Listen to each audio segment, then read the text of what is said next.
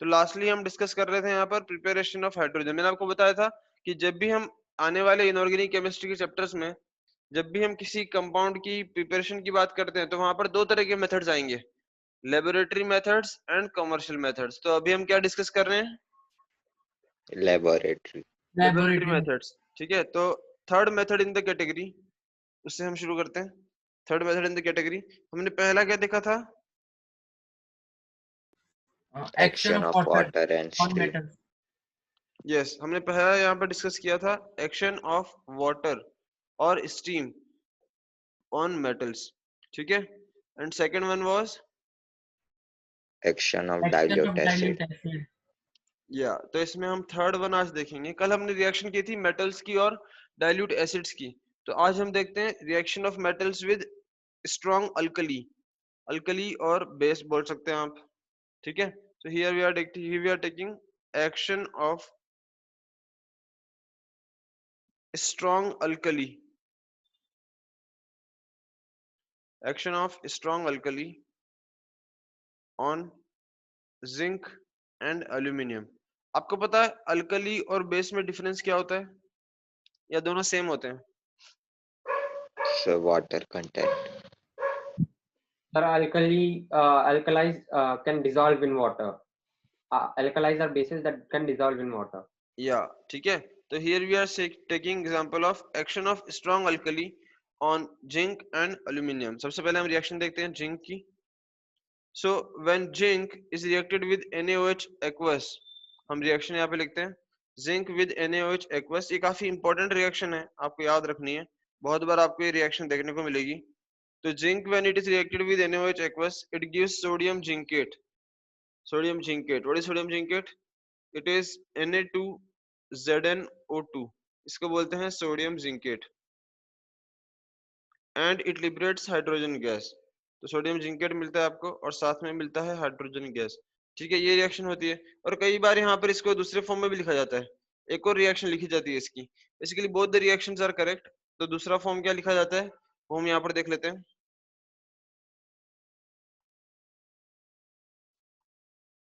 It is also written in the form of a complex, that is ZnOH4 2 minus plus hydrogen gas. इस तरह से ये एक तरीका होता है लिखने का। अगर हम एल्यूमिनियम की बात करें तो when aluminium reacts with NaOH it also forms a complex। ये कॉम्प्लेक्स में बेसिकली आपको क्या ध्यान रखना है, अगर मान लो आप कॉम्प्लेक्स भूल भी गए कि सर आपने कॉम्प्लेक्स क्या बताया था, कॉम्प्लेक्स क्या होता है? कॉम्प्लेक्स ऐसे कंपाउंड्स होते हैं जो कि इस तरह से स्क्वायर ब्रैकेट के अंदर लिखे जाते हैं और जब वो वाटर में डिसॉल्व होते हैं तो उनके सारे आयन्स हमें नहीं मिलते। मतलब जो कॉम्प्लेक्स के बाहर है, मतलब जो स्क्वायर ब्रैकेट्स के बाहर है, सिर्फ वही आयन्स आपको मिलते हैं। जो स्क्वायर ब्रैकेट के अंदर है वो आयन्स की तरह डिसोशिएट नहीं होते। ऐसे कंपाउंड्स को बोलते हैं कॉम्प्लेक्स कंपाउंड्स। ठीक है, तो अब आपको कैसे पता चलेगा कि क्या कॉम्प्लेक्स कंपाउंड बनेगा? तो बेसिकली ये आपको ये देखना है कि जो भी कॉम्प्लेक्स कंपाउंड है उसमें सेंट्रल मेटल एटम का ऑक्सीडेशन नंबर आप देख सकते हो कि उस सेंट्रल मेटल एटम का सबसे ज्यादा स्टेबल ऑक्सीडेशन नंबर क्या है। तो जो जिंक होता है, जिंक का जनरली स्टेबल ऑक्सीडेशन नंबर होता है +2 और जो एल्यूमिनियम होता है, एल्यूमिनियम का स्टेबल ऑक्सीडेशन नंबर होता है +3। तो जब एल्यूमिनियम की रिएक्शन होगी यहाँ पर अल्कली के साथ, तो बताओ मुझे कि अल्कली किस ऑक्सीडेशन नंबर में मिलेगा आपको?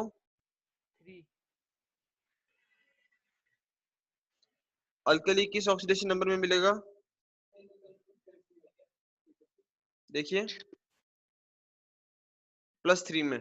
तो ये क्या हो जाएगा आपके पास AlOH4 माइनस, ये हो गया एल्यूमिनियम +3 और साथ को आपको मिलेगा हाइड्रोजन गैस। ठीक है, समझ में आता है आपको? Is this clear? Is this clear to everyone? Yes, sir. तो ये हुआ हमारा थर्ड तरीका। फोर्थ हम यहाँ पर देखते हैं। Fourth is hydrolysis of ionic hydrides. Sir go little slow. या देखो यहाँ तक क्लियर है। हमने यहाँ पर दो रिएक्शंस देखी, एक जिंक की और एल्यूमिनियम की। ये जिंक की रिएक्शन स्पेशली काफी इंपॉर्टेंट है। तो इसको आप स्टार मार्क कर सकते हो। ये दोनों रिएक्शंस आपको याद रखनी है, ठीक है। Na2ZnO2 या फिर ZnOH4 2-। कॉम्प्लेक्स याद करने का तरीका मैंने आपको बता दिया। आपको उसका ऑक्सीडेशन नंबर याद रखना है। कॉम्प्लेक्स आप जनरली भूल जाओगे कि सर ZnOH4 था या ZnOH3 था। आपको बस ये देखना है कि उस कॉम्प्लेक्स में जिंक का ऑक्सीडेशन नंबर कितना आता है। अच्छा, ऑक्सीडेशन नंबर तो आप निकाल सकते हैं ना? Yes sir. ठीक है, ऑक्सीडेशन नंबर आप क्या मान लो, आप x मान लो, और OH पे चार्ज कितना होता है -1। तो आप कैसे निकालोगे, x + 4 × -1 = -2। तो वहां से आपका x कितना आ जाएगा, +2। इस तरह से क्लियर है यहाँ तक?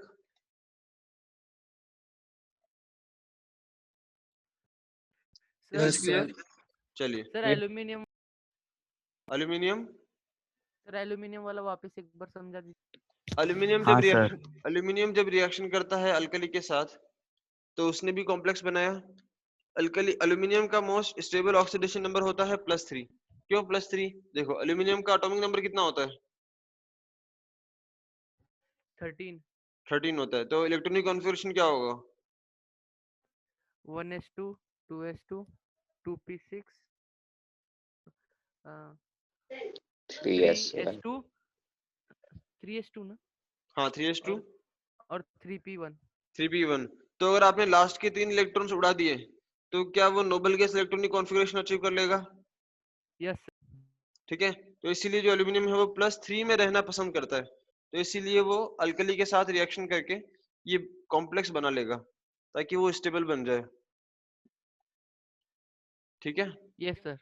और देखो एक और चीज मैं आपको बता देता हूँ यहाँ पर, वैसे ही आप 12th में पढ़ोगे, तो ये जो भी कॉम्प्लेक्स कंपाउंड्स होते हैं, इनमें ये जो भी अंदर लिखा हुआ है ब्रैकेट में, जैसे यहाँ पे लिखा हुआ है OH4, यहाँ पे ऊपर भी लिखा हुआ है OH4, तो जो भी सेंट्रल मेटल एटम के साथ जो लिखा है, वो आयन मेटल के साथ कोऑर्डिनेट बॉन्ड बना के रहता है अंदर। तो ये जो एल्यूमिनियम है, एल्यूमिनियम, अब आप देखो उसका 3s खाली हो गया, 3s खाली हो गया ना उसका। जब वो एल्यूमिनियम 0 से गया +3 में, तो उसका 3s वाला ऑर्बिटल खाली हो गया, yes sir yes sir.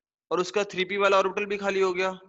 yes sir तो 3s में एक ऑर्बिटल खाली हो गया, 3p में 3 ऑर्बिटल खाली हो गए, 3 + 1 4, 4 एटॉमिक ऑर्बिटल खाली हैं। तो इसीलिए 4 OH- आयंस ने उसके साथ कोऑर्डिनेट बॉन्ड बना लिया। yes sir समझ पा रहे हो? Yes sir. Yes sir. yes sir इस तरह से कॉम्प्लेक्स कंपाउंड्स बनते हैं। तो इन कॉम्प्लेक्स कंपाउंड्स को एक नाम और दिया जाता है, इनको कोऑर्डिनेशन कंपाउंड्स भी कहा जाता है। कोऑर्डिनेशन कंपाउंड्स क्यों? बिकॉज ये जो आयंस हैं वो सेंट्रल मेटल एटम के साथ कोऑर्डिनेट बॉन्ड बना के दोस्ती कर लेते हैं। क्लियर है यहाँ तक? Yes Yes, sir. सर। चलिए next, yes sir hydrolysis of ionic hydrates. Hydrolysis of ionic hydrates. Hydrates मैंने बताया था आपको, हाइड्रेट्स क्या होते हैं, हाइड्रोजन के साथ किसी के कंपाउंड्स।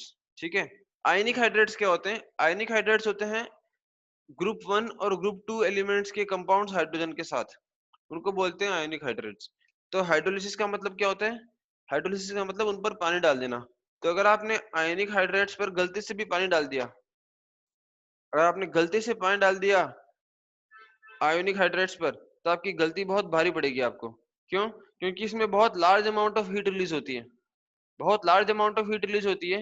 ये रिएक्शन काफी वायलेंट रिएक्शन होती है और हाइड्रोजन बनती है यहाँ पर। तो देखो रिएक्शन में क्या होता है, अगर मान लो मैंने एक एग्जांपल लिया CaH2, इसका नाम मैंने आपको बताया था शायद कल, इसका नाम बताया था मैंने, इस कंपाउंड का नाम हाइड्रोलिक हाइड्रोलिथ। ठीक है, तो हाइड्रोलिथ पर अगर आपने गलती से भी पानी डाल दिया तो क्या बन जाएगा, ये कैल्शियम हाइड्रोक्साइड, और यहाँ पर large amount of heat release होगी और हाइड्रोजन गैस भी लिबरेट होगी। इस तरह से ये रिएक्शन जो है वो एक्सोथर्मिक रिएक्शन होती है। एक्सोथर्मिक म्हणजे काय? एक्सोथर्मिक का मतलब है वो रिलीज रिएक्शन ऑफ जिसमें हीट रिलीज होती है। ठीक है, चलिए यहाँ तक हमने पढ़ा लेबोरेटरी मेथड्स। अब हम जरा डिस्कस करते हैं कॉमर्शियल मेथड्स के बारे में। कॉमर्शियल मेथड्स देखिए, नंबर वन इसमें लिया मैंने electrolysis of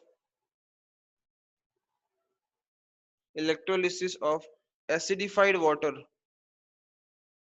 electrolysis of acidified water using platinum electrodes, ठीक है। प्लेटिनम क्यों यूज करते हैं? क्योंकि प्लेटिनम एक इनर्ट मेटल होता है, इसलिए हम प्लेटिनम के इलेक्ट्रोड्स यूज करते हैं। इलेक्ट्रोलिसिस का मैंने मतलब बताया था आपको लास्ट क्लास में, याद है? Yes, sir. Yes sir. क्या होता है Yes. इलेक्ट्रोलिसिस के सर अंदर? इलेक्ट्रिसिटी के Electricity कंपाउंड को breakdown. आयंस में ब्रेक डाउन करते। तो देखो, अगर आपने H2O का किया इलेक्ट्रोलिसिस, तो बताइए आपको क्या प्रोडक्ट्स मिलेंगे? Sir H2 and O2। H plus OH minus. H plus और OH माइनस मिला। अब क्या करना है आपको? जो कैटायंस हैं वो कहाँ जाएंगे? कैथोड पर, और एनायंस जाएंगे Yes, sir. एनोड पर। I know. कैथोड पर होता है रिडक्शन और एनोड पर होता है ऑक्सीडेशन। देखो, इसको याद करने का तरीका बताता हूँ आपको। मैं यहाँ पर दो टर्म्स लिख रहा हूँ। एक टर्म मैंने लिखा लोन क्या होता है, ये हम आपको आगे बताएंगे 12th में, कि जब हम इलेक्ट्रोकेमिकल सेल में पढ़ेंगे आगे। तो बेसिकली आपको ये ध्यान रखना है कि इलेक्ट्रोकेमिकल सेल में लेफ्ट साइड में क्या होता है? ऑक्सीडेशन। लेफ्ट साइड में ऑक्सीडेशन होता है, और लेफ्ट साइड में क्या लेते हैं? एनोड पर चार्ज होता है नेगेटिव। समझ में आया? लेफ्ट पर ऑक्सीडेशन, एनोड नेगेटिव। समझ पा रहे हो? इसी तरह yes sir. Right sir side में क्या यूजिंग होगा? क्या लिखा है? यस, लोन लेफ्ट का मतलब, एल का मतलब होता है लेफ्ट, ओ मतलब ऑक्सीडेशन, तो ए मतलब एनोड, एन मतलब नेगेटिव। एनोड पर चार्ज होता है नेगेटिव, एनोड पर होता है ऑक्सीडेशन, ठीक है। एनोड पर क्या होता है? ऑक्सीडेशन, ठीक है, उस पर चार्ज होता है नेगेटिव। ये क्लियर है? लोन क्लियर है? तो ये Yes, sir. समझने के लिए आपको लोन लेना पड़ेगा। लोन किससे लेना पड़ेगा आपको? लोन आपको लेना सर पड़ेगा यूजिंग के बाद क्या लिखा है? कहाँ पर? यूजिंग के बाद using platinum, PT, platinum electrodes, ठीक है। तो we have to take loan. किससे लोन लेना पड़ेगा हमें? Loan from RRCP. Who is RRCP? Rahul Raj, who is a crazy person, ठीक है। R stands for right side, second R stands for reduction, C stands for cathode, P stands for positive. समझ में आया? Yes, sir. Right side में होता है reduction, reduction पे क्या होता है? कैथोड, मतलब कैथोड पर होता है रिडक्शन, कैथोड पर रिडक्शन होता है, और कैथोड पर चार्ज होता है पॉजिटिव। तो जो भी सारे कैटायंस हैं वो जाएंगे कहाँ पर? कैथोड पर। Yes, sir. Yes, sir. और सारे एनायंस जाएंगे एनोड पर, ठीक है। ये थोड़ा सा उल्टा मैंने बताया आपको, क्योंकि ये इलेक्ट्रोकेमिकल सेल का फंडा है, लेकिन इलेक्ट्रोलिटिक सेल में क्या होता है? उल्टा। तो बस आप इतना याद रखो, इसको मैं यहाँ से हटा देता हूँ। जो आपको याद रखना है वो मैं आपको यहाँ बता देता हूँ। देखो, आप बस खाली इतना याद रखिए कि हमारे पास दो टर्मिनल्स हैं, एक होता है एनोड, और दूसरा क्या बताया मैंने आपको? Cathode. कैथोड। देखो, एनोड पर होता है ऑक्सीडेशन, एनोड पर होता है oxidation, oxidation takes place at anode and reduction takes place at cathode. बस आपको इतना ध्यान रखना है। एनोड पर कौन जाएंगे? एनायंस जाएंगे, ठीक है, और कैथोड पर कौन जाएंगे? कैटायंस जाएंगे। तो यहाँ पर हमारे पास H प्लस है, OH माइनस है, तो H प्लस कहाँ जाएगा बोलो? कैथोड पर, और वहां पर क्या बन जाएगा वो? H2 gas. 2H2, और OH माइनस का क्या बन जाएगा? O2। इस तरह से। सर एनोड पे जाएगा ना सर H प्लस? हाँ देखो, इलेक्ट्रोकेमिकल सेल में एनोड होता है नेगेटिव, लेकिन इलेक्ट्रोलिटिक सेल में क्या होता है? पॉजिटिव। इलेक्ट्रोकेमिकल सेल और इलेक्ट्रोलिटिक सेल थोड़ा उल्टा होता है, ठीक है। हम यहाँ पर क्या कर रहे हैं? इलेक्ट्रोलिसिस कर रहे हैं, तो इलेक्ट्रोलिसिस में आपको क्या लेना पड़ेगा? Electrolytic cell. इलेक्ट्रोलिटिक सेल के अंदर एनोड होता है पॉजिटिव और कैथोड होता है नेगेटिव, ओके सर। ठीक है। तो आप बस ये याद रखो कि एनोड पर होगा ऑक्सीडेशन, कैथोड पर होगा रिडक्शन, ठीक है। ऑक्सीडेशन किसका होगा? जिन पे ऑलरेडी चार्ज ज्यादा है। चार्ज ज्यादा किस पे होता है? कैटायंस पर या एनायंस पर? एनायंस। ऑक्सीडेशन नंबर किसका ज्यादा होता है? कैटायन का या एनायन का? सर वो एलिमेंट पे डिपेंड करेगा ना। नहीं नहीं, मैं आपको पूछ रहा हूँ, मुझे चलो ये चीज बताओ, मुझे इतना बता दो कि अगर देखो एक ऑक्सीडेशन नंबर है -1, एक ऑक्सीडेशन नंबर है +2, एक ऑक्सीडेशन नंबर है -1, एक ऑक्सीडेशन नंबर है +2, तो अगर आपको ऑक्सीडेशन करना है तो ऑक्सीडेशन करना किसका प्रीफर, मतलब किसका ऑक्सीडेशन आसानी से होगा? -1 वाले का या +2 वाले का? -1। हाँ, क्योंकि उसका ऑक्सीडेशन नंबर ऑलरेडी कम है, उसका ऑक्सीडेशन नंबर ऑलरेडी कम है, तो उसका होगा ऑक्सीडेशन, और जिसका ऑक्सीडेशन नंबर ज्यादा है उसका क्या होगा? रिडक्शन। Yes sir. समझ में आता है? हाँ सर। चलिए, तो ये हो गया। इस तरह से आप जो भी आपको इलेक्ट्रोलिसिस करना हो किसी का भी, आप प्रोडक्ट्स बता सकते हो, ठीक है। चलिए नेक्स्ट हम यहाँ पर लेते हैं, ये बहुत इंपॉर्टेंट है, सेकंड मेथड जो आपको याद रखना है, वेरी इंपॉर्टेंट। लिखेंगे यहाँ पर आप, ये वो तरीका है जिससे आप बहुत ज्यादा प्योर हाइड्रोजन गैस बना सकते हैं, ठीक है। हाई प्योरिटी, कितना pure? Almost greater than 99.95% pure hydrogen इससे आप बना सकते हैं। तो high purity hydrogen gas can be obtained by electrolyzing warm aqueous barium hydroxide solution using nickel electrodes। ये मेथड आपको याद रखना है कि warm aqueous barium hydroxide solution use करके आप जो है अल्ट्रा प्योर हाइड्रोजन गैस बना सकते हैं, ठीक है। Third commercial method, hydrogen gas is obtained as a byproduct। Hydrogen gas is obtained as a byproduct। Hydrogen gas is obtained as a byproduct in the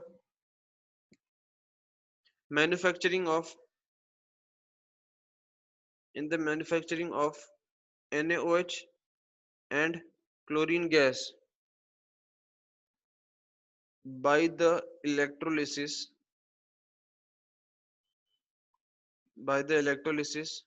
of brine solution। Brine solution क्या होता है? Sir concentrated NaCl का solution हाँ, water के अंदर। Aqueous NaCl।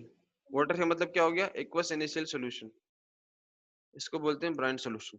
जब आप brine solution का इलेक्ट्रोलिसिस करते हैं तो वहां पर आपको हाइड्रोजन गैस मिलता है एज ए बाई प्रोडक्ट, ठीक है। कैसी होती है ये रिएक्शन?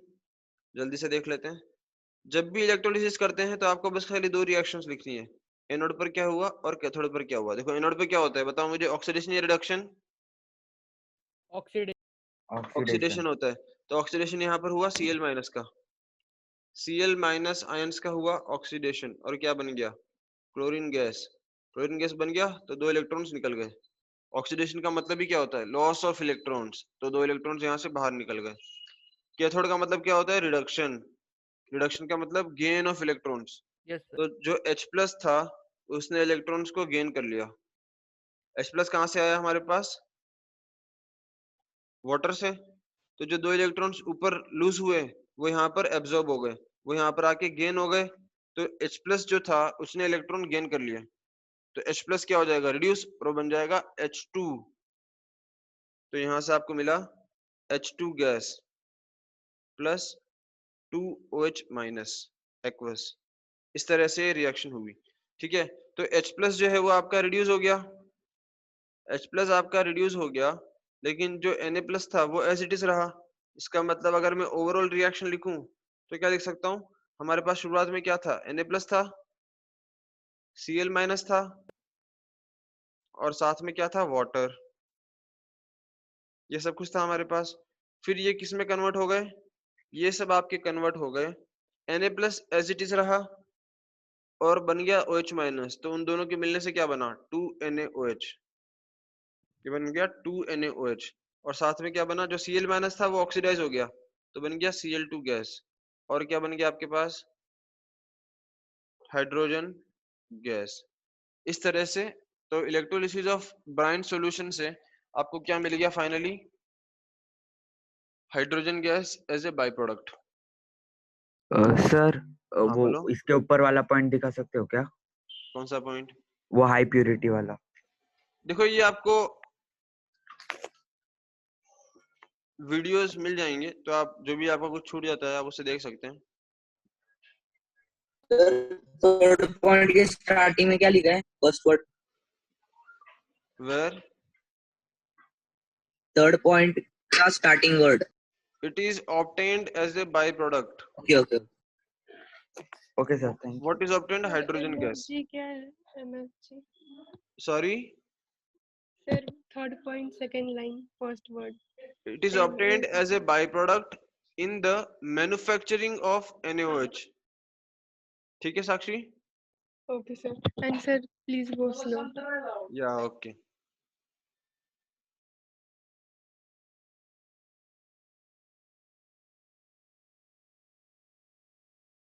बोलो यहाँ तक क्लियर है, यस सर। ठीक है। चलो एक काम हम और भी कर सकते हैं, मैं आपको क्लास के बाद ये नोट्स भी सेंड कर दूंगा, ठीक है।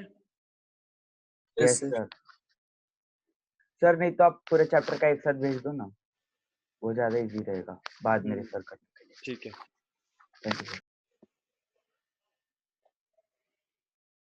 चलो यहाँ तक हो गया। अब नेक्स्ट एक और तरीका हम देखते हैं, ये कौन सा था, नंबर 4 या number 5? Sir number 3rd। Number 3rd, okay. नहीं, number 4, reaction of steam on coke और hydrocarbons.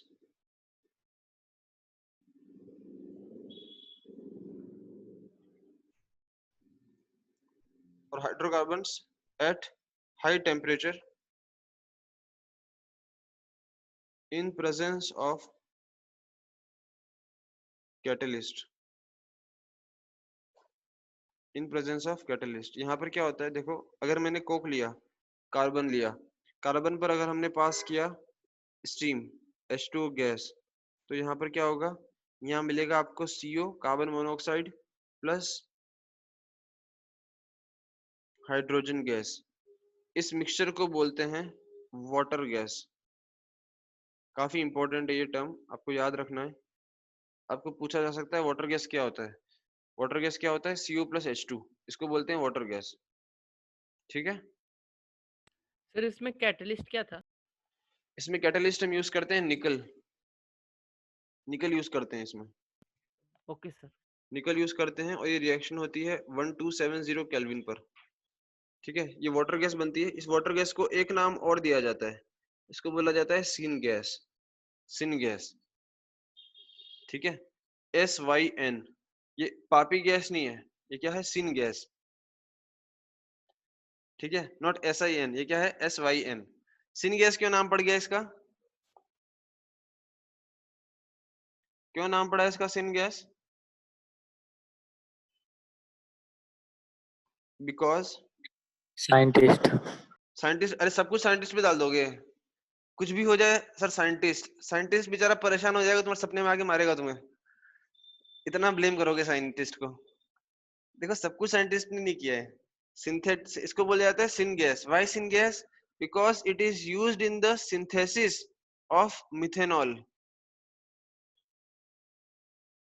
because it is used in the synthesis of methanol and many other compounds.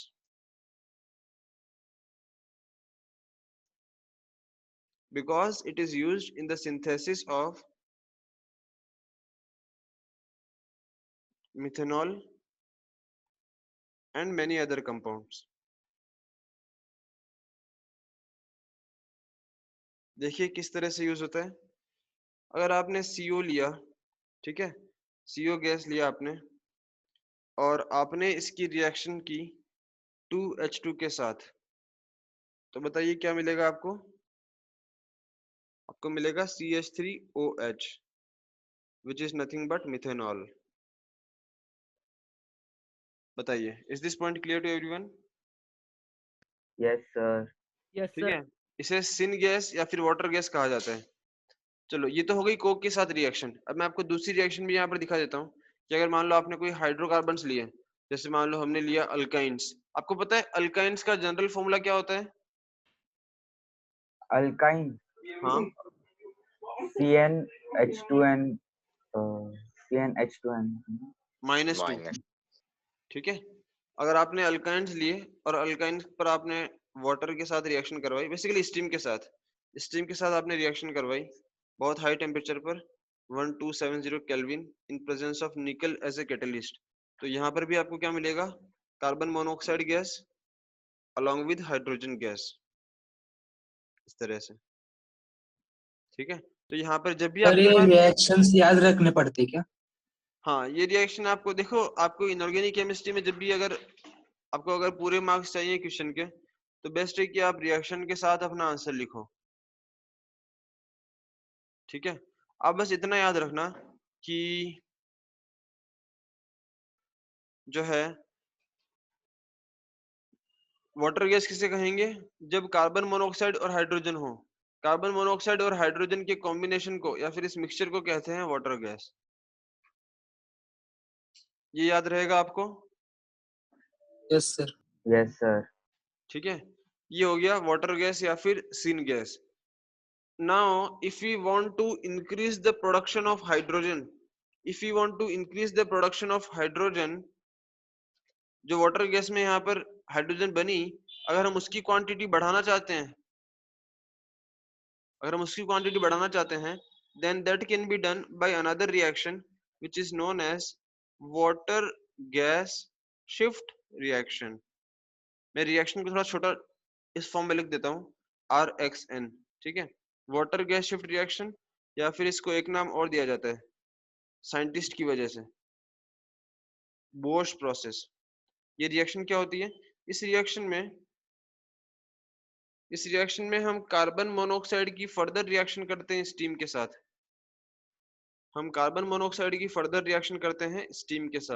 CO gas plus H2O gas, ठीक है, at 673 Kelvin in presence of Fe2O3 plus Cr2O3 as a catalyst। और यहाँ पर आपको क्या मिलता है?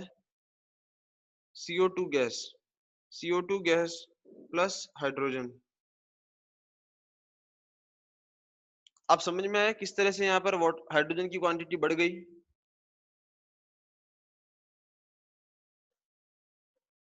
क्या ये चीज आपको समझ में आया साक्षी? किस तरह से यहाँ पर हाइड्रोजन की क्वांटिटी बढ़ गई? No sir. देखो लेफ्ट हैंड साइड में आप देखो, रिएक्टेंट साइड में क्या यहाँ पर कोई हाइड्रोजन गैस थी? No sir. No sir.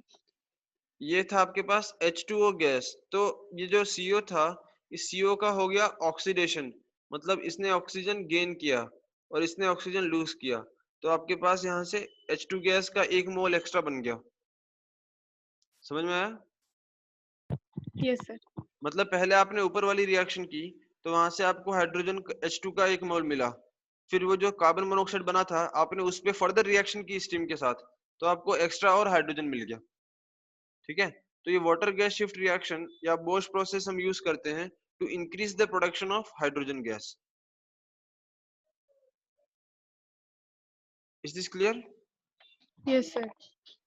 तो अभी तक यहाँ पर हमने पढ़ा प्रिपरेशन ऑफ हाइड्रोजन। अब हम प्रॉपर्टीज की बात करते हैं, properties of hydrogen.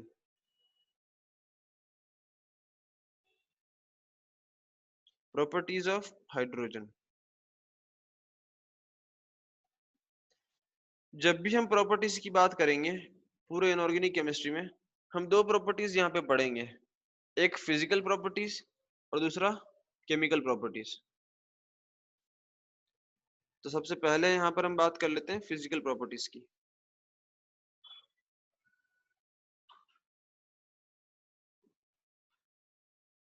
Physical properties क्या होती हैं वाटर की, सॉरी हाइड्रोजन की? फिजिकल प्रॉपर्टीज क्या हैं? That it is colourless, odourless, tasteless. Taste किया है क्या आपने?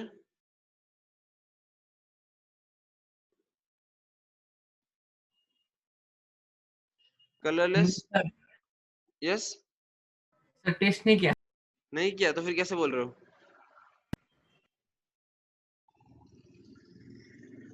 यस साहिल? सर नहीं किया पर तब भी समझ में आता है ना सर। देखो आप आसानी से घर पे भी हाइड्रोजन गैस बना सकते हो और आप टेस्ट कर सकते हो। ठीक है, so it is colourless, odourless and tasteless gas. बताओ कंबस्टिबल है या नहीं है? है सर। क्या आपको अपने बचपन में किया हुआ कोई एक्सपेरिमेंट याद है जहां पर आपने देखा हो कि हाइड्रोजन जो है वो बर्न होता है? यस सर, वो टेस्ट ट्यूब वाला पॉप करके एक हाँ correct yes sir. Correct sir zinc granules को H2SO4 में जब डालते हैं। Correct correct. तो वहां पर आप हाइड्रोजन गैस निकलती है टेस्ट ट्यूब से, और अगर आप ऊपर कोई अगर कैंडल ले जाते हो पास में, या तो it Burns with pop sound. ठीक है, ये आपने देखा होगा। So it is combustible. Combustible है, इनसॉल्युबल है वाटर में, insoluble in water, it is insoluble in water, and also it is lighter than air,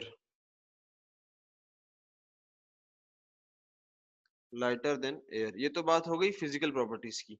अब जरा हम चलते हैं केमिकल प्रॉपर्टीज की ओर।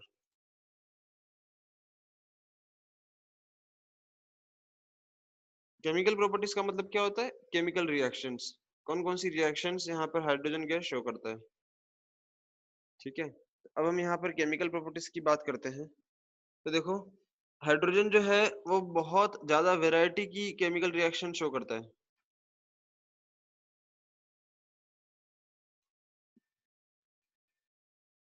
कौन कौन सी केमिकल रिएक्शन शो करता है?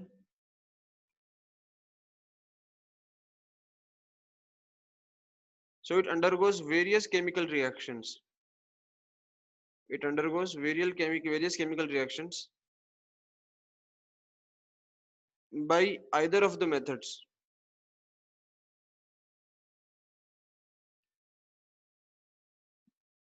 By either of the following methods.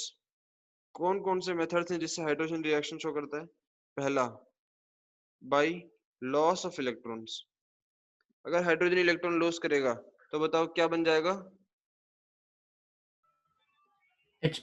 H+ बन जाएगा by loss of electron to form H+। दूसरा क्या तरीका हुआ? Gain. By gain of electron, to form H-। H minus ions. और क्या तरीका हो सकता है? लॉस हो गया, गेन हो गया, और क्या हो सकता है इलेक्ट्रॉन के साथ? सर शेयरिंग शेयरिंग हो सकता है। Very good. तो ये क्या हो जाएगा, शेयरिंग ऑफ इलेक्ट्रॉन्स। जब शेयरिंग होगी तो किस तरह के कंपाउंड्स बनेंगे, कोवेलेंट। Covalent compounds. वो है। आप सब तो जानते हैं सब कुछ। नो सर, आधा अधूरा ज्ञान है।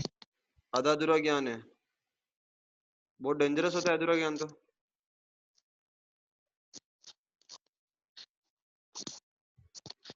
तो ये 3 तरह की रिएक्शन हाइड्रोजन शो कर सकता है, loss of electron, gain of electron and sharing of electrons. ठीक है, यहाँ तक क्लियर है सब कुछ। Yes, sir. Yes sir. चलिए अब हम 1 बाय 1 रिएक्शंस करते हैं। रिएक्शंस आप ही को लिखनी है, ठीक है। मैं आपको बताने वाला हूँ किसके बीच में रिएक्शन आपको लिखनी है, तो आप ही मुझे बताएंगे कि रिएक्शन क्या होगी।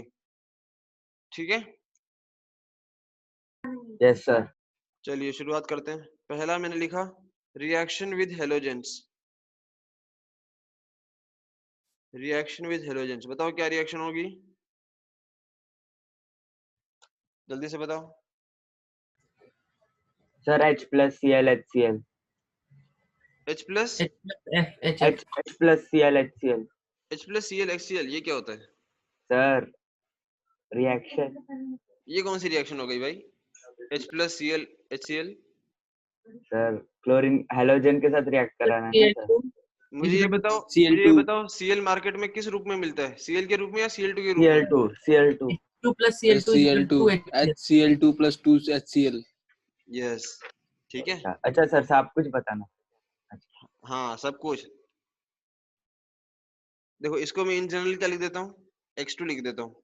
हम इन जनरल हेलोजेंस की बात कर रहे हैं, तो मैं क्या लिख देता हूँ, H2 plus X2 gas gives. और ये रिएक्शन जो है वो सनलाइट की प्रेजेंस में होती है, इसको हम H न्यू से डिनोट करते हैं, H न्यू। H न्यू आपने ये सिंबल पहले कहीं देखा होगा, याद है आपको। इसका प्लैंक्स कांस्टेंट। हाँ ये H न्यू क्या होता है, energy of one photon. Yes sir. तो बेसिकली नहीं, हाँ वो तो VO। V कहाँ है, ये न्यू बोलते हैं इसको, न्यू फ्रीक्वेंसी। ठीक है, यस सर, पढ़ा सर सेकंड चैप्टर। हाँ H न्यू बेसिकली ये रिएक्शन सनलाइट की प्रेजेंस में होती है। तो यहाँ पर क्या बन जाएगा बोलो, 2HX गैसियस। ठीक है, चलिए नेक्स्ट जल्दी से बताइए, reaction with dioxygen. Reaction with dioxygen. Sir H2 plus O2 gives us twice H. Water. Sir, H2 plus O2 give 2H2O। Yes. H2 plus O2 at 673 Kelvin. At 673 Kelvin in presence of iron as a catalyst gives H2O liquid. और ये reaction जो है वो काफी exothermic होती है, highly exothermic reaction, highly exothermic reaction. ठीक है, नेक्स्ट मैंने लिया रिएक्शन विद नाइट्रोजन।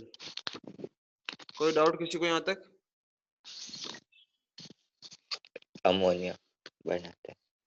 इस प्रोसेस को क्या बोला जाता है, Haber's process. What is the reaction? What is the reaction? H2 plus N2।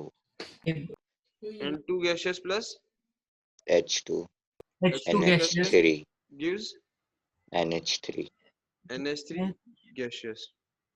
ठीक है, ये रिएक्शन भी एक्सोथर्मिक होती सर है। NH4 नहीं देता। NH4 कैसे आएगा, देखो आप बैलेंस करके देखो, क्या रिएक्शन बैलेंस्ड है।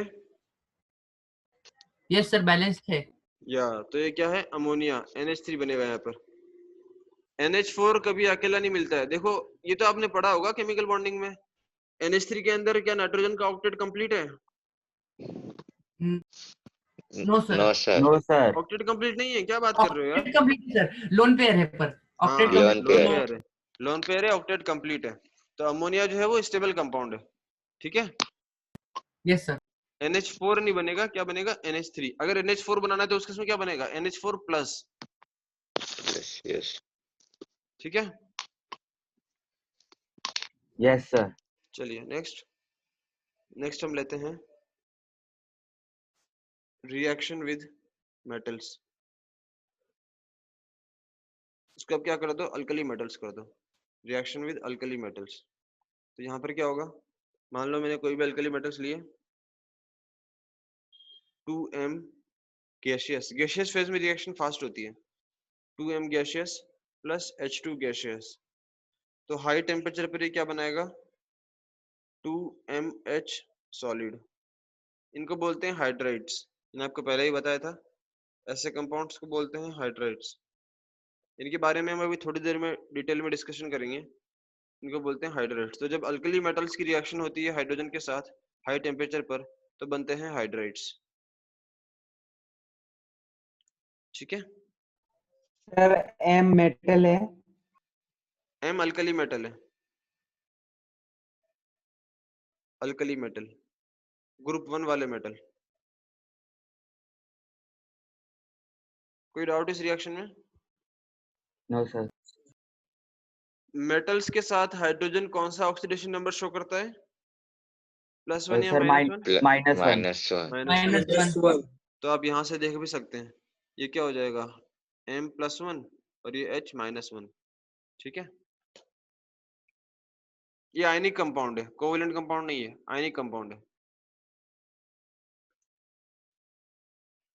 चलिए नेक्स्ट हमने लिया reaction with metal ions, reaction with metal ions and metal oxides, metal oxides. तो यहाँ पर क्या रिएक्शन होता है, यहाँ पर हाइड्रोजन जो है वो इन मेटल आयंस को या फिर मेटल ऑक्साइड्स को रिड्यूस कर देता है, हाइड्रोजन रिड्यूसेस देम। किस तरह से रिड्यूस करता है देखते हैं। जैसे मान लो हमने लिया पैलेडियम 2+, पैलेडियम 2+ लिया, अगर आपने पैलेडियम 2+ का अगर आपने एक्वस सोल्यूशन लिया और उसमें आपने हाइड्रोजन गैस को पास किया, तो क्या बन जाएगा, यहाँ से आपको मिलेगा palladium solid plus 2H+ aqueous. इस तरह से अगर आपने कोई ऑक्साइड लिया, मान लो आपने लिया MXOY, ये कोई ऑक्साइड लिया आपने और आपने पास किया कुछ मोल्स ऑफ हाइड्रोजन, आपने कुछ हाइड्रोजन के मोल्स पास किए इसके ऊपर, तो क्या बन जाएगा, ये आपको मिल जाएगा X मेटल सॉलिड प्लस, और क्या बन जाएगा, H2O, YH2O liquid.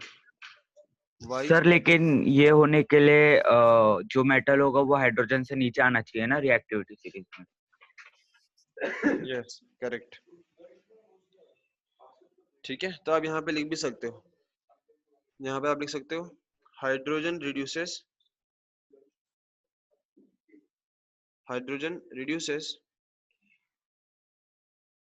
metals which lie below in electrochemical series.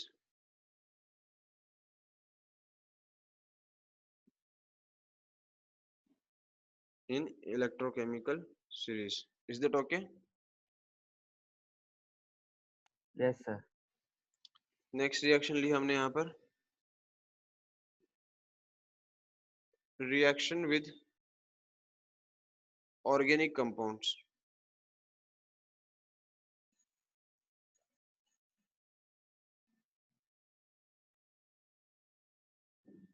Reaction with organic compounds. ठीक है, तो बहुत सारे केसेस में क्या होता है कि जो भी हमारे पास ऑर्गेनिक कंपाउंड्स होते हैं, जो अनसैचुरेटेड कंपाउंड्स होते हैं, उन पर हम जब हाइड्रोजन पास करते हैं तो उनका हाइड्रोजनेशन होता है और वो अनसैचुरेटेड कंपाउंड से बन जाते हैं सैचुरेटेड कंपाउंड्स। ठीक है, अनसैचुरेटेड कंपाउंड से बन जाते हैं सैचुरेटेड कंपाउंड्स। एक एग्जांपल आपको बताता हूँ, जैसे आपने लिया, सॉरी C2H6 वाला, हाँ कोई भी एग्जांपल आप ले CH4। सकते हैं, कोई भी एग्जांपल आप ले सकते हैं। जैसे मान लो मैंने एक एग्जांपल लिया यहाँ पर, एक अल्कीन लिया मैंने, मान लो मैंने एक अल्कीन लिया यहाँ पर RCH डबल बॉन्ड CH2, ये एक अल्कीन लिया मैंने और इसके ऊपर मैंने पास किया H2 + CO। ठीक है, तो यहाँ पर क्या हो जाता है, ये डबल बॉन्ड जो है वो अब सैचुरेटेड बॉन्ड बन जाएगा और ये क्या मिल जाएगा आपको, RCH2 CH2 CHO, इस तरह से। मैं एक और एग्जांपल बताता हूँ आपको। CO क्यों आया? सॉरी, CO क्यों आया? CO CO हमने रिएक्शन में यूज किया CHO ग्रुप लाने के लिए। CHO ग्रुप लाने के लिए हमने इसमें CO यूज किया।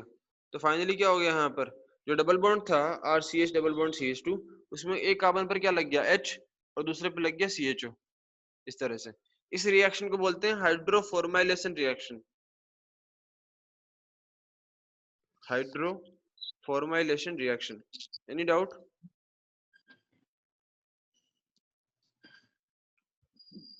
Athar, yes sir. क्लियर है? Yes sir. सर एक डायरेक्ट रिएक्शन भी होता है ना जिसमें सैचुरेटेड को अनसैचुरेटेड करने के लिए। यस, लिख लो। जैसे मान लो आपने लिया CH3 CH double bond CH2, कोई भी एल्किन ले लो आप, ठीक है, और आपने इससे पास कर दिया hydrogen gas in presence of palladium. बताओ क्या रिएक्शन होगी, क्या बनेगा?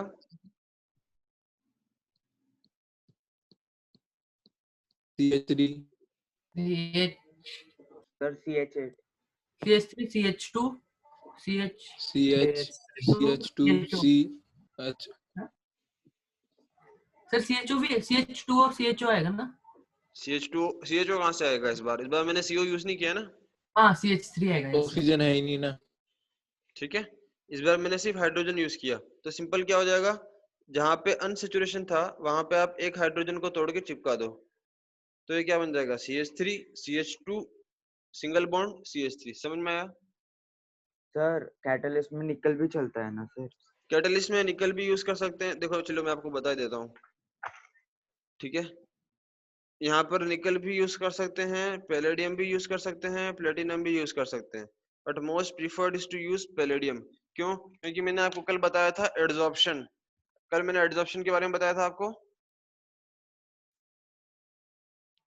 Yes sir.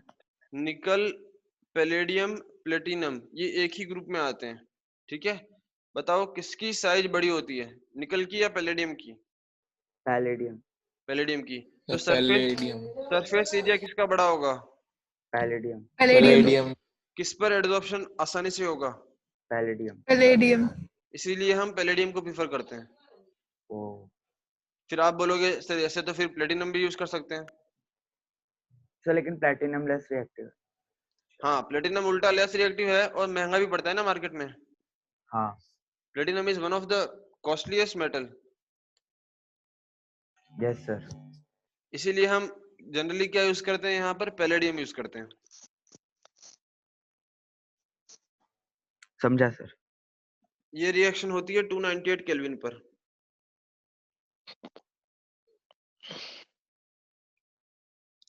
यहाँ तक क्लियर है सब कुछ? Kalpana? Yes sir. Sir Kalpana कौन है? ठीक है, चलिए आगे चलते हैं।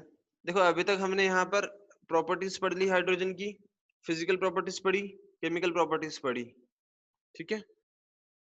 अब जल्दी से देखो, आपको एनसीईआरटी में यहाँ पर यूजेस दिए होंगे हाइड्रोजन के, तो आप एनसीईआरटी से यूजेस पढ़ सकते हैं हाइड्रोजन के। मैं यहाँ पर आपके लिए कुछ यूजेस लिख देता हूँ, कुछ इंपॉर्टेंट यूजेस ऑफ हाइड्रोजन। चलिए जल्दी से मुझे बताइए, हाइड्रोजन को कहाँ कहाँ यूज किया जाता है? वाटर। सर हाइड्रोजनेशन रिएक्शन में। Okay, hydrogenation. अब तो आप सारी रिएक्शन बता दोगे सर, इसमें सब में सब यूज करते पानी हैं। बनाने के लिए। पानी बनाने के लिए यूज करते हैं, और कहाँ यूज करते हैं? Sir Rockets star sir formation के हाइड्रोइलेक्ट्रिसिटी लिए। बनाने के मिथेनॉल लिए। बनाने के लिए। सर हाइड्रोइलेक्ट्रिसिटी बनाने के लिए। और सर मिथेनॉल सर बनाने के यूनिवर्स लिए। फॉर्म होने के लिए। फ्यूल्स। फ्यूल्स किसने बोला? Fuels? Sir nuclear fuel. Nuclear fuels. Sir hydrogen fuel जो मतलब एयरक्राफ्ट में होता है यूज। हाँ वेरी ट्रू, ये काफी इंपॉर्टेंट यूज है, ठीक है। चलो इसे हम लिख लेते हैं यहाँ पर। It is used in fuel cells. आपको पता है एयरक्राफ्ट्स में हम फ्यूल सेल्स यूज करते हैं बेसिकली टू जनरेट इलेक्ट्रिसिटी।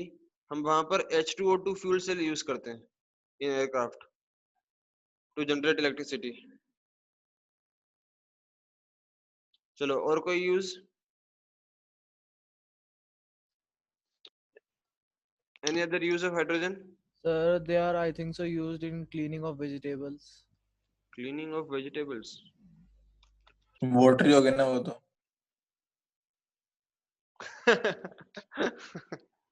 और कहाँ यूज करते हैं?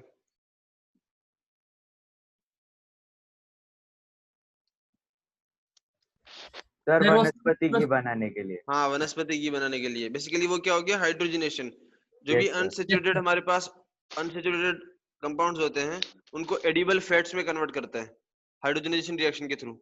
और sir in the same reactions में इन न्यूक्लियर लुब्रिकेंट्स बनाने के लिए ग्रीस एंड लुब्रिकेंट्स। हाँ ठीक है। Sir, reductionism Hydrogen में bomb. use होता है sir. ओके, हाइड्रोजन बॉम्ब देखो भैया, हाइड्रोजन बॉम्ब मत बनाना कभी, काफी नुकसान होता है। Sir, reductionism में भी। रिडक्शन ठीक है। और सर स्टार फॉर्मेशन के लिए। स्टार फॉर्मेशन के लिए? Star stars formation. आसमान वाले स्टार। ओके। और फर्टिलाइजर्स। फर्टिलाइजर्स में? सर रुको सर, बुक में से देख के बता। ठीक है चलो, आपके पास बुक में लिखा हुआ है, आप देख लीजिएगा आसानी से। ठीक है, एनसीईआरटी में आपके पास लिखा हुआ है, आप आसानी से देख लेना। और कहाँ यूज करते हैं? Used as rocket fuel. ऐसे रॉकेट फ्यूल भी यूज करते हैं लिक्विड हाइड्रोजन। लिक्विड हाइड्रोजन को ऐसे रॉकेट फ्यूल यूज किया जाता है। और कहाँ यूज करते हैं? कल मैंने आपको कुछ और भी Production बताया of था। HCl sir. ओके, कल मैंने आपको कुछ और भी बताया था साहिल। आपको पता है मैंने बताया था आपको कटिंग एंड वेल्डिंग पर्पसेस। हाँ सर। हाँ सर, वेल्डिंग में यूज होता है। एक्टिव हाइड्रोजन ना। Yes, yes sir. Used for cutting and welding purposes.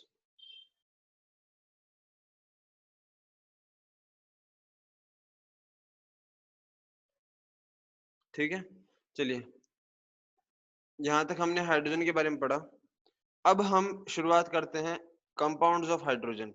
अब वन बाय वन हम क्या करेंगे, हाइड्रोजन के कंपाउंड्स के बारे में डिस्कस करेंगे। तो सबसे पहले कैटेगरी में हमारे पास है हाइड्राइड्स। तो हम शुरुआत करते हैं हाइड्राइड से। हाइड्राइड्स आखिर होते क्या हैं? देखो हाइड्रोजन जो है वो ऑलमोस्ट सारे एलिमेंट्स के साथ रिएक्शन करता है, सिर्फ नोबल गैसेस को छोड़ के।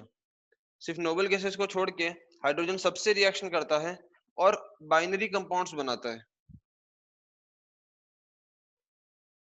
ठीक है, so hydrogen reacts with almost all elements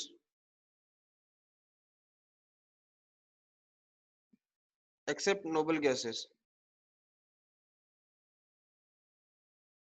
except noble gases to form binary compounds. Binary compounds क्या होते हैं?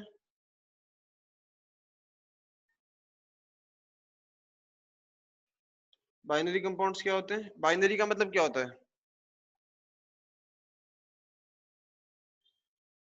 बाइनरी नंबर्स का मतलब क्या होता है? Sir 2। 0 and 1। Yes sir, 0 and 1 2 states होते हैं उनमें। हाँ, तो बाइनरी कंपाउंड्स का मतलब क्या हुआ? दो एलिमेंट्स के मिलके बनने वाले कंपाउंड्स, उनको बोलते हैं बाइनरी कंपाउंड्स। तो हाइड्रोजन जो है वो बाइनरी कंपाउंड्स फॉर्म करता है कुछ इस तरह से। एक जनरल एग्जांपल ले लेता हूँ मैं यहाँ पर, EMHN। E कोई तो एलिमेंट है और H कोई H हाइड्रोजन है, तो EMHN इस तरह के कंपाउंड्स बनाता है। और इस तरह के कंपाउंड्स को क्या बोला जाता है? हाइड्राइड्स। ठीक है, इस तरह के कंपाउंड्स को बोला जाता है हाइड्राइड्स। यहाँ तक क्लियर है? Yes sir. चलिए आगे चलते हैं। अब हाइड्राइड्स जो हैं वो तीन कैटेगरीज में हम डिवाइड करते हैं यहाँ पर। So hydrides can be classified as,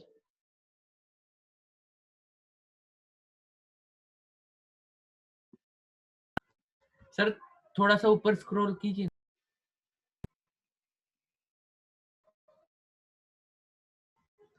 Yes, sir. तो देखो hydrides can be classified here as in 3 categories. Number 1 ionic. Ionic का दूसरा नाम होता है सेलाइन. सेलाइन हाइड्राइड्स, या फिर इसी का दूसरा नाम होता है salt like. Salt like hydrides. ठीक है, ये एक कैटेगरी हुआ, आयनिक हाइड्राइड्स या फिर सेलाइन हाइड्राइड्स या फिर salt like hydrides. Second category है आपके पास कोवेलेंट हाइड्राइड्स. कोवेलेंट हाइड्राइड्स, इसी को बोला जाता है मॉलिक्यूलर हाइड्राइड्स.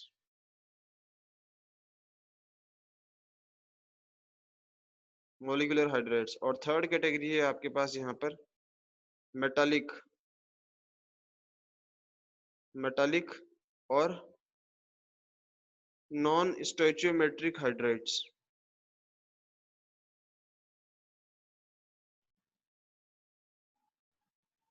नॉन स्टोइचियोमेट्रिक और इंटरस्टिशियल हाइड्राइड्स.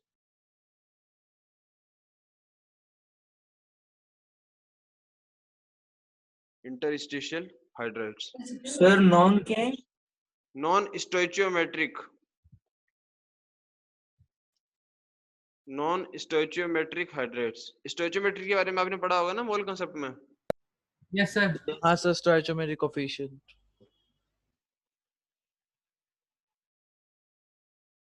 ठीक है, चलिए. सर वो इंटरस्टिशियल है क्या? Interstitial hydrides. Okay, interstitial hydrides.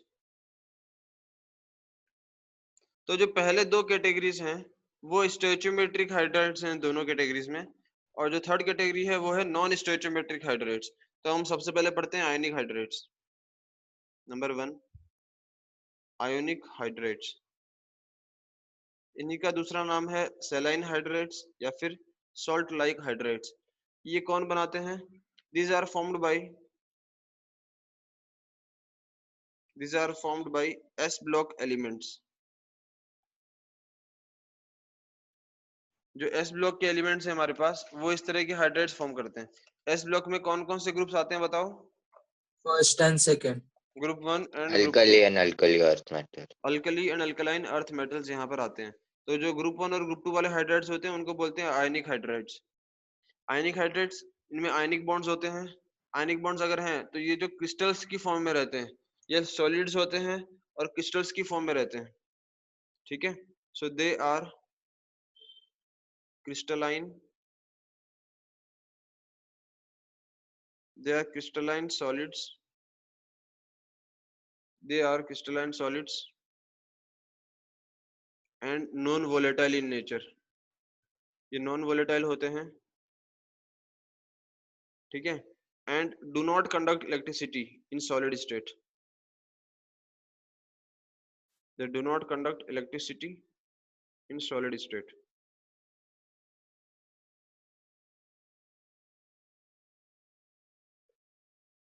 Solid state में इलेक्ट्रिसिटी नहीं करते हैं, बट फ्यूज्ड स्टेट में कर सकते हैं. But in fused state they conduct electricity. ठीक है, अगर आपने इनके फ्यूज्ड सॉल्ट लिए और उनका हाइड्रोलिसिस किया, सॉरी उनका आपने क्या इलेक्ट्रोलिसिस, तो क्या मिलेगा आपको? On electrolysis sir fused salts. Yes बोलो सर, थोड़ा धीरे जाइए ना सर, थोड़ा फास्ट हो रहा है. चलिए, फ्यूज्ड सॉल्ट का अगर इलेक्ट्रोलिसिस किया, फ्यूज्ड सॉल्ट का मतलब क्या हुआ? मोल्टेन स्टेट में लिया हमने. ठीक है, अगर मोल्टेन स्टेट में लिया हमने तो इलेक्ट्रोलिसिस करने पर क्या मिलेगा आपको?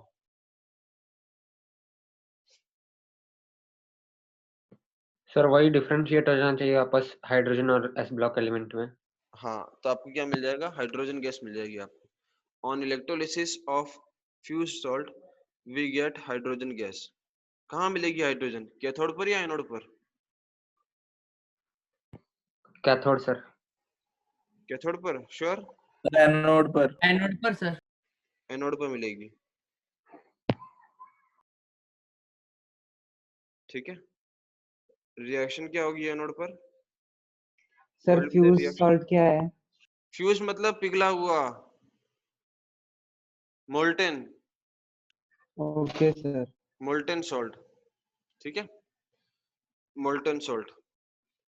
तो एनोड पर रिएक्शन क्या होगी? एनोड पर क्या होता है? ऑक्सीडेशन होता है ना। Yes sir. तो हमने लिया Yes, sir. 2H माइनस, ये मोल्टेन फॉर्म में 2H माइनस लिया हमने, इसका हुआ ऑक्सीडेशन, तो ये क्या बन जाएगा? H2 gas. ये बन जाएगा आपके पास H2 गैस, H2 गैस, और साथ में 2 इलेक्ट्रॉन्स निकल जाएंगे यहाँ पर, ठीक है। आयनिक सॉल्ट्स के एग्जांपल क्या हुए? कुछ एग्जांपल्स बता दीजिए आयनिक सॉल्ट्स के। सर NaCl, Cl कहाँ से आ गया? NaH, NaH, NaH, KH, LiH, KH, और ये तो हो गए अल्कली मेटल्स के। अल्कलाइन अर्थ मेटल्स के क्या हो सकते हैं? MgH2, MgH2, इस तरह से। BH, सर हाँ बोलो। सर NaCl है ना, क्या बोलते हैं, आयोनिक है लेकिन हाइड्रोजन का नहीं है। हाँ तो हम अभी हाइड्राइड्स पढ़ रहे हैं ना, हाँ ठीक है।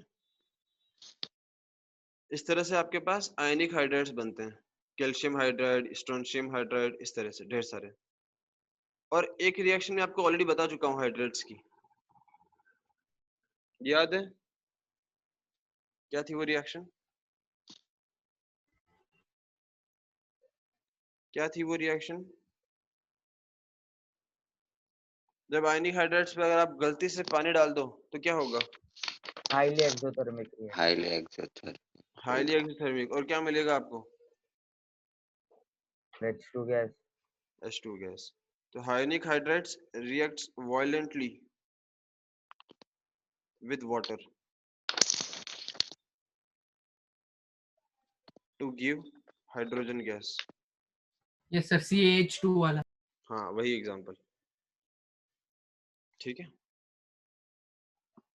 जैसे मान लो मैंने लिया यहाँ पर NaH, सोडियम हाइड्राइड, ये सॉलिड होता है, इसकी रिएक्शन मैंने की वाटर के साथ, तो क्या मिलेगा आपको? आपको मिलेगा यहाँ पर NaOH एक्वस, और साथ में आपको मिल जाएगा हाइड्रोजन गैस, ठीक है।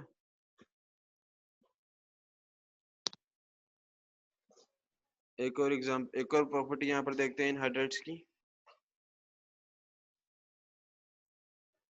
दे are also strong reducing agents, they are also strong reducing agents। ये strong reducing agents होते हैं। strong reducing agents का मतलब क्या हुआ? ये दूसरों को रिड्यूस करेंगे और खुद ऑक्सीडाइज हो जाएंगे इलेक्ट्रॉन्स लूज करके, ठीक है। नेक्स्ट पॉइंट यहाँ पर, सर आयोनिक हाइड्राइड्स ना। यस, हम आयनिक हाइड्राइड्स की कहानी पढ़ रहे हैं अभी तक, ठीक है समीर। चलिए मुझे बताइए कि आयनिक हाइड्राइड्स कौन से एलिमेंट्स बनाते हैं?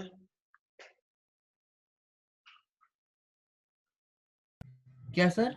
आयनिक हाइड्राइड्स कौन से एलिमेंट्स बनाते हैं? S block elements। S block elements बनाते हैं। तो ऊपर से नीचे जाने पर साइज बढ़ती है या कम होती है? बढ़ती है, सर बढ़ती है। बढ़ती है। इंक्रीज होती है। तो इन अल्कली मेटल्स और अल्कलाइन अर्थ मेटल्स की साइज ऊपर से नीचे जाने पर इंक्रीज होती है, लेकिन बेचारा हाइड्रोजन छोटा सा है। तो मुझे बताइए कि जब आप ऊपर से नीचे जाएंगे तो इन हाइड्राइड्स की स्टेबिलिटी बढ़ेगी या कम होगी? सर घटेगी। कम होगी। स्टेबिलिटी कम होगी, स्टेबिलिटी कम होगी तो रिएक्टिविटी बढ़ेगी, बढ़ेगी। रिएक्टिविटी बढ़ेगी, ठीक है। तो ये भी पॉइंट आप यहाँ पे लिख लीजिए कि स्टेबिलिटी ऑफ दिस हाइड्राइड्स। ये पॉइंट सबको समझ में आया? सर फिर सर से- एक बार बताना कि स्टेबिलिटी डिक्रीज होगी तो कैसे बढ़ेगी रिएक्टिविटी? अरे देखो सिंपल सी बात है, जो कंपाउंड कम स्टेबल है, जो कंपाउंड कम स्टेबल है वो आसानी से किसी के भी साथ रिएक्शन कर लेगा ना। ओके समझ पा रहे हो? Stability is inversely proportional to reactivity. जो ऑलरेडी अपने आप में स्टेबल है वो भला किसी के साथ रिएक्शन क्यों करेगा? यस सर तो stability of hydrides decreases down the group. Stability of hydrates decreases down the group and reactivity increases. Reactivity जो है वो increase हो जाती है।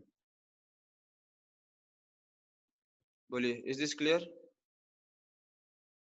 Yes, sir.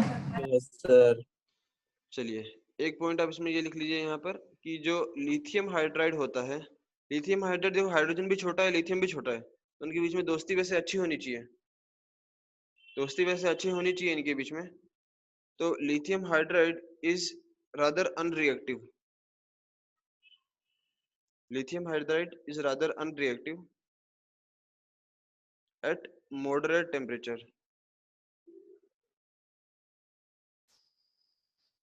Moderate temperature पर ये unreactive होता है. It is unreactive with O2 and Cl2.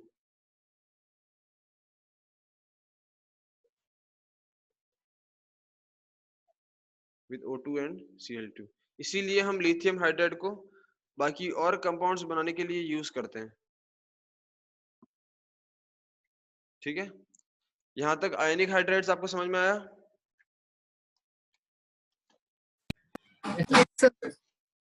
Ionic hydrides का दूसरा नाम सेलाइन हाइड्राइड्स या फिर सॉल्ट लाइक हाइड्राइड्स।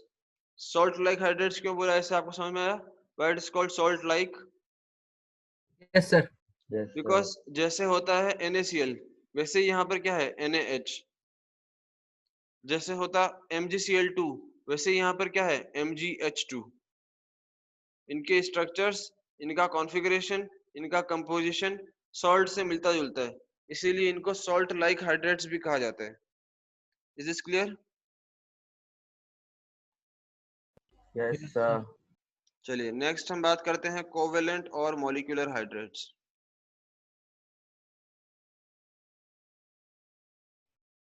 कोवेलेंट और मॉलिक्यूलर हाइड्रेट्स, तो it is formed by p block elements। p block elements, p block में आपके पास कितने ग्रुप्स होते हैं? 12 कितने ग्रुप्स होते हैं p block के अंदर? 6 ग्रुप्स होते हैं। तो एग्जांपल क्या होंगे कोवेलेंट हाइड्रेट्स के? जैसे CH4, NH3,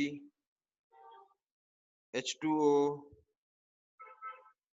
HF etc।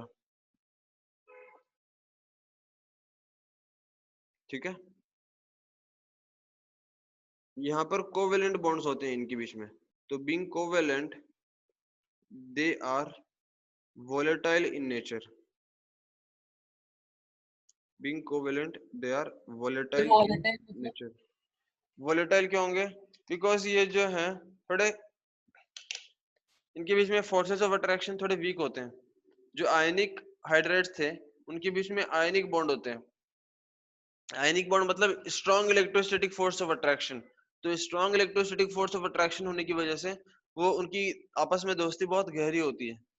लेकिन यहाँ पर कोवेलेंट बॉन्ड होने की वजह से ये आसानी से वोलेटाइल हो जाते हैं। जैसे फॉर एग्जांपल H2O वोलेटाइल होता है ना? Yes sir. ठीक है, वोलेटाइल मतलब मूवेबल ना? अरे मूवेबल नहीं, वोलेटाइल मतलब जो वेपराइज हो सकता है, जल्दी वेपराइज हो जाता है। ठीक है, जैसे जो आप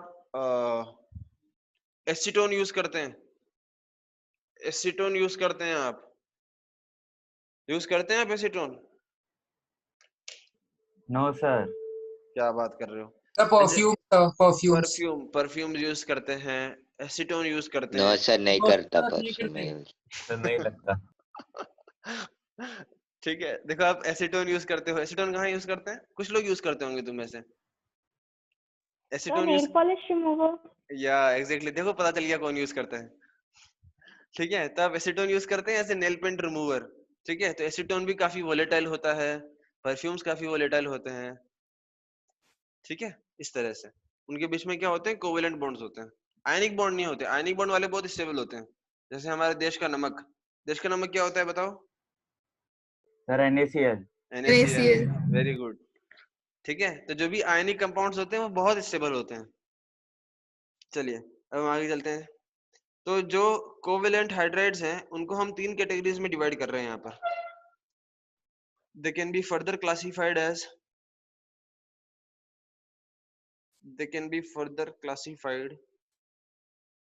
as number 1 electron deficient hydrides.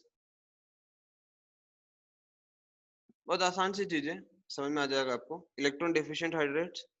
Number 2 electron sufficient या फिर इलेक्ट्रॉन प्रिसाइज हाइड्राइड्स। और थर्ड कैटेगरी है इलेक्ट्रॉन रिच हाइड्राइड्स।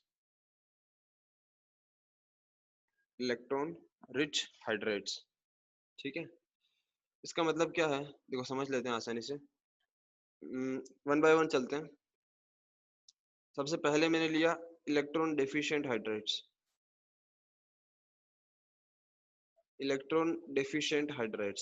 डेफिशिएंट का मतलब क्या होता है?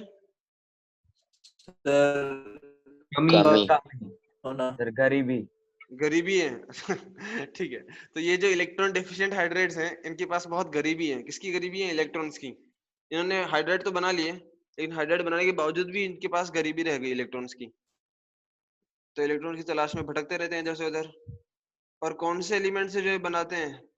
It is formed by group 13 elements. बताओ ग्रुप 13 एलिमेंट्स कौन से होते हैं?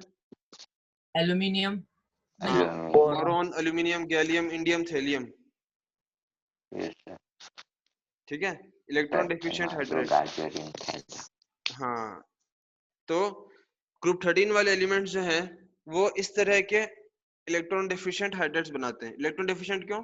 क्योंकि बॉन्ड बनाने के बाद भी इनका ऑक्टेट कंप्लीट नहीं होता है, इसलिए इनको बोलते हैं इलेक्ट्रॉन डेफिशिएंट हाइड्राइड्स। ठीक है, इनके पास इलेक्ट्रॉन्स की कमी है तो ये किसी और से इलेक्ट्रॉन्स ले सकते हैं, ना ये। Yes sir. इसीलिए इनको हम बोलते हैं Lewis acids. So they also behave as Lewis acids. Lewis acids वो होते हैं जो किसी और से इलेक्ट्रॉन एक्सेप्ट करते हैं। फॉर एग्जाम्पल ग्रुप 13 वाले देखो, BH3 हुआ आपके पास, या फिर आपके पास AlH3 हुआ। ये जो BH3 है ये डाइमर की फॉर्म में भी रहता है, B2H6 की फॉर्म में। तो इस तरह के जो हाइड्राइड्स हैं उनको बोलते हैं इलेक्ट्रॉन डेफिशिएंट हाइड्राइड्स। क्या ये पॉइंट क्लियर है सबको? Yes sir. नंबर टू मैंने आपको क्या बताया था? Electron precise sufficient. Electron precise या फिर इलेक्ट्रॉन सफिशिएंट हाइड्राइड्स। इसका मतलब क्या है कि जितने इलेक्ट्रॉन्स इनको चाहिए उतने ही इलेक्ट्रॉन्स हैं इनके पास, ना ज्यादा है ना कम है। तो ये कौन से एलिमेंट्स से बनाते हैं? They are formed by 12 group 14 elements. Sir थोड़ा स्क्रॉल कीजिए ना। ग्रुप 12 तो डी ब्लॉक में आता है ना, ग्रुप 12 तो डी ब्लॉक में आता है। Yes sir. जिंक का फैमिली, जिंक आणि जिंक परिवार, ग्रुप 12। इलेक्ट्रॉन सफिशिएंट कौन से हुए? Group 14 elements. ग्रुप 14 के हाइड्राइड का नाम बताओ। Silicon, carbon, silicon, germanium, tin, lead, इस तरह के। तो जो भी ग्रुप 14 वाले हाइड्राइड्स होते हैं उनका ज्योमेट्री होता है टेट्राहेड्रल। इनका ज्योमेट्री क्या होता है? Tetrahedral geometry. ठीक है, एग्जांपल्स क्या होंगे बताओ? एग्जांपल्स क्या होंगे इनके?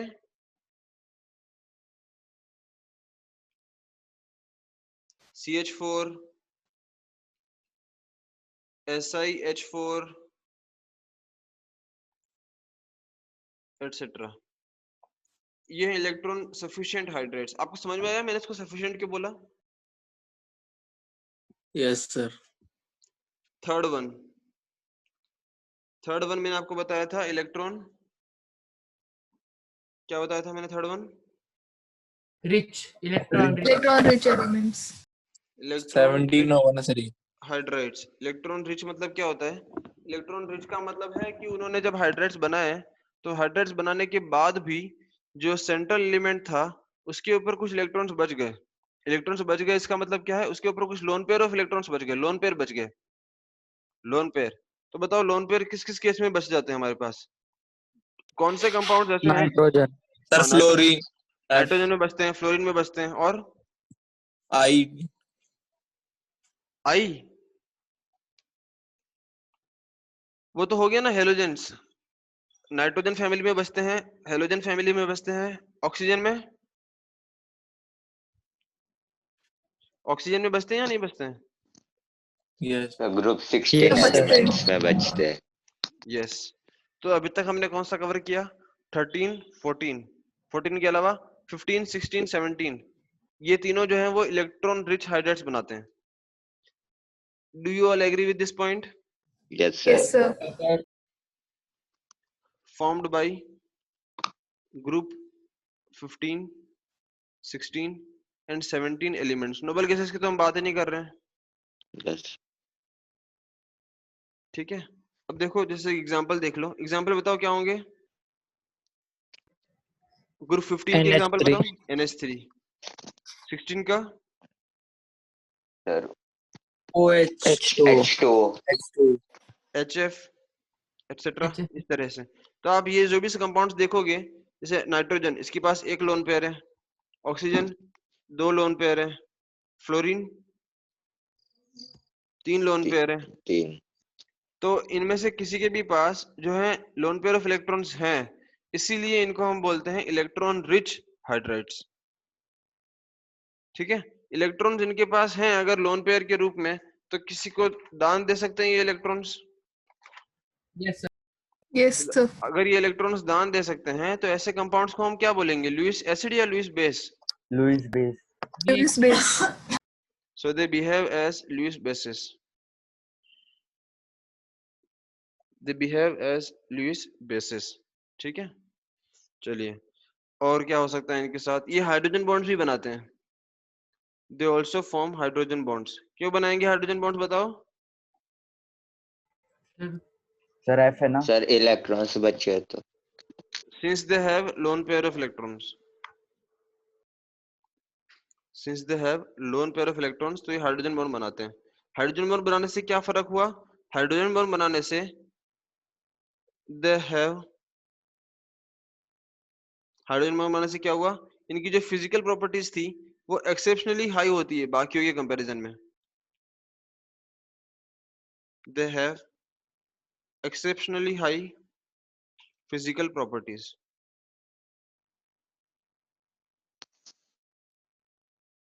समझ में आता है आपको? Yes sir. हाइड्रोजन बॉन्ड बनाने से इनकी फिजिकल प्रॉपर्टीज एक्सेप्शनली हाई होती है। सर लेकिन मतलब उन ग्रुप्स के सारे एलिमेंट्स तो नहीं बनाएंगे ना हाइड्रोजन बॉन्ड, सिर्फ FON ही तो बनाएंगे। यस, कुछ ही बनाएंगे, तो इसे हम कुछ ही की बात कर रहे हैं यहाँ पर। जैसे नाइट्रोजन हो गया, H2O हो गया, HF हो गया, NOF इस तरह से, ठीक है। फोन FON, हाइड्रोजन बॉन्ड कौन बनाएंगे? जिन सबके पास फोन है वो सब हाइड्रोजन बॉन्ड बनाएंगे। फिजिकल प्रॉपर्टीज कौन सी हुई? जैसे बॉइलिंग पॉइंट हुआ, फ्रीजिंग पॉइंट हुआ, डाइपोल मोमेंट हुआ, इस तरह से। बोलो यहाँ तक क्लियर है? Yes sir. Yes sir. ठीक है, चलो अब हम बात कर लेते हैं मेटालिक हाइड्रेट्स की। थर्ड वन हमने कौन सा लिया था? That is the last part which will discuss today. So third one is metallic hydrates. Metallic hydrates, इनको इंटरस्टेशियल हाइड्रेट्स भी कहा जाता था पहले, ठीक है। Metallic hydrates, this are formed by D and F block elements। D और F block के एलिमेंट्स इस तरह के हाइड्रेट्स यहाँ पर बनाते हैं। ठीक है, अब पहले ये कहा जाता था कि D and F block elements यहाँ बनाते हैं except group 7, 8 and 9, except group 7, 8 and 9। Group 7, 8, 9 को छोड़कर जो है सारे मेटालिक हाइड्रेट्स बनाते हैं, और इन कंपाउंड्स को नॉन स्टोइचोमेट्रिक कंपाउंड्स भी कहा जाता है। This are non stoichiometric compounds. ये नॉन स्टोइचोमेट्रिक का मतलब क्या होता है? नॉन स्टोइचोमेट्रिक का मतलब होता है कि जैसे आपने अभी तक के सारे हाइड्रेट्स में एक कांस्टेंट प्रोपोर्शन देखा था कि मतलब एक इंटीग्रल रेशियो में वो दोनों कंबाइन करते हैं, वैसा यहाँ पर नहीं होता। ठीक है, इनके कुछ एग्जांपल्स क्या होते हैं? मेटालिक हाइड्रेट्स की कुछ एग्जांपल्स यहाँ पर हम ले लेते हैं। For example LaH 2.87, La stands for lanthanum. Similarly YbH 2.55। Sir 2.55 क्या है? 2.55 का है, 2.55 है, इसका मतलब क्या हुआ कि ये कांस्टेंट प्रोपोर्शन में यहाँ पर हाइड्रोजन और यूट्रियम ये कंबाइन नहीं हुए हैं, ये कांस्टेंट प्रोपोर्शन में कंबाइन नहीं हुए हैं यहाँ पर, ये इसका मतलब है। इसका मतलब क्या है कि जैसे मान लो कोई मेटल की एक लैटिस थी, एक मेटल का स्ट्रक्चर था 3 डायमेंशन में, उसके बीच में जो एम्प्टी स्पेसेस थे वहां पर जाकर कुछ कुछ हाइड्रोजन जो है वो छुप गए। इंटरस्टिशियल हाइड्रेट्स भी कहा जाता है इन्हें। क्यों? बिकॉज जो मेटल की लैटिस के बीच में जो इंटरस्टिशियल स्पेसेस होते हैं, जो इंटरस्टिशियल साइट्स होती है, वहां पर कुछ हाइड्रोजन जाकर ट्रैप हो जाते हैं, तो उसकी वजह से एक यूनिफॉर्म कंपोजिशन नहीं मिलता है यहाँ पर, इसीलिए इनकी स्टोइचोमेट्री जो है वो बिगड़ जाती है, और इसीलिए इनको हम बोलते हैं नॉन स्टोइचोमेट्रिक कंपाउंड्स।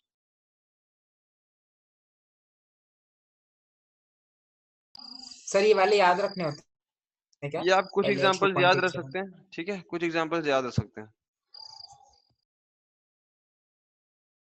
ठीक है, इस तरह के कंपाउंड्स को बोलते हैं मेटालिक हाइड्रेट्स या फिर इंटरस्टिशियल हाइड्रेट्स या फिर नॉन स्टोइचोमेट्रिक हाइड्रेट्स। जो ऊपर वाली 2 कैटेगरीज थी, आयनिक और कोवेलेंट, वो स्टोइचोमेट्रिक हाइड्रेट्स हैं, लेकिन ये थर्ड वाली कैटेगरी क्या है? Non stoichiometric hydrates. इनकी स्टोइचोमेट्री प्रॉपर नहीं होती है।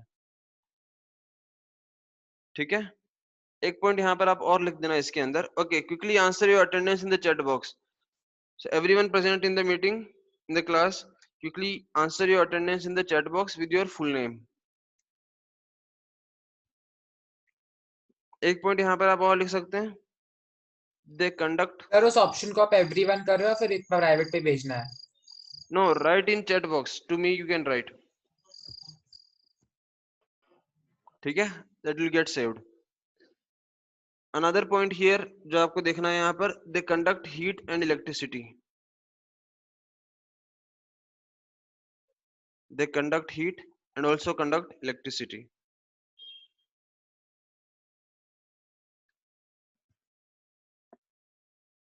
ठीक है, और देखो एक और इम्पोर्टेंट पॉइंट यहाँ पर, ये जो हमारे पास हैं ये सारे कंपाउंड्स हाइड्रोजन को आसानी से अपने ऊपर एड्सॉर्ब कर सकते हैं, जैसा मैंने आपको कल भी बताया था। ये कंपाउंड्स हाइड्रोजन को एड्सॉर्ब कर सकते हैं इनकी सरफेस पर, इसीलिए इन कंपाउंड्स को as a source of hydrogen storage भी कहा जाता है। ये हाइड्रोजन को स्टोर कर सकते हैं, दिस मेटालिक हाइड्रेट्स और इंटरस्टिशियल हाइड्रेट्स। बताइए क्या यहाँ तक सब कुछ क्लियर है? Yes sir. Yes sir. Sir okay, last लिखवा दीजिए सॉरी सर, लास्ट वाला पॉइंट भी लिखवा दीजिए ना। लास्ट में लिख लो जल्दी से। Since they absorb hydrogen on their surface,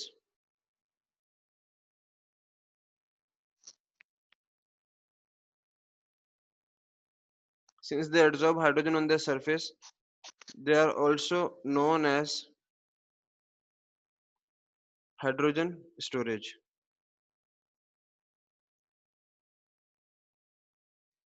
They are also known as hydrogen storage। ठीक है, quickly answer your attendance in the chat box everyone। लिख दिया सर।